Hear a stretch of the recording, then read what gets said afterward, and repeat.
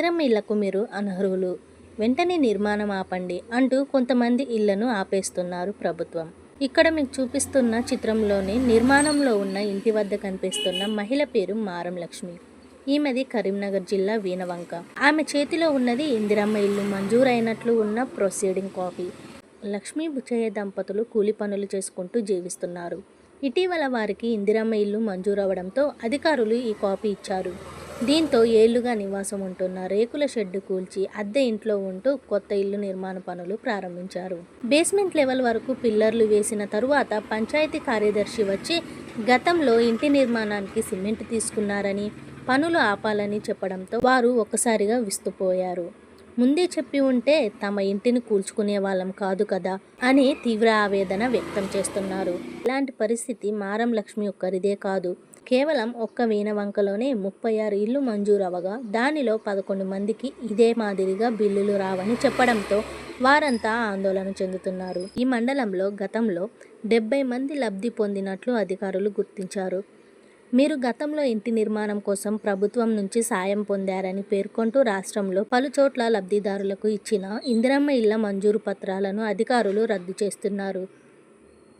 Greater హైదరాబాదును మినహాయించి 32 జిల్లాల పరిధిలో మొత్తం 3,71,000 ఇళ్లను ప్రభుత్వం మంజూరు చేసింది. ఇప్పటి వరకు 2,40,40,000 మందికి ప్రొసీడింగ్ కాపీలను అందించారు. ఇందులో 1.10 లక్షల ఇళ్లను గ్రౌండింగ్ చేశారు. ప్రొసీడింగ్ కాపీలు అందుకున్న లబ్ధిదారుల్లో దాదాపు 10% మంది గత కాంగ్రెస్ ప్రభుత్వంలో ఇందిరమ్మ ఇల్లు పొందిన వారున్నారు. కొంతమంది అప్పట్లో నామమాత్ర ధరకు వస్తున్న సిమెంట్, స్టీల్, ప్రభుత్వం ఇచ్చిన నగదు తీసుకున్నారు. మరికొందరు సిమెంట్ మాత్రమే తీసుకున్నారు, ఇళ్లను మాత్రం నిర్మించుకోలేదు. ఇంకొందరు మధ్యలోనే ఇంటి నిర్మాణాలు వదిలేశారు. కొత్తగా వచ్చిన కాంగ్రెస్ ప్రభుత్వం ప్రజాపాలనలో భాగంగా ఇందిరమ్మ ఇళ్లకు ప్రజల నుంచి దరఖాస్తులను ఆహ్వానించింది. చాలామంది గతంలో ఇళ్ల కోసం వివిధ రూపాల్లో లబ్ధి పొందిన వారు మళ్ళీ అప్లికేషన్ పెట్టుకున్నారు. ప్రభుత్వ యంత్రాంగం దరఖాస్తుదారుల ఇళ్లకు వెళ్లి 360 డిగ్రీల కోణంలో విచారణ చేసి L1, L2, L3లతో కూడిన జాబితాను రూపొందించింది. మొదటి దశలో సొంత స్థలాలు ఉన్న దరఖాస్తులను ముఖ్య ప్రాధాన్యతగా తీసుకొని ఇందిరమ్మ ఇళ్లను మంజూరు చేసింది.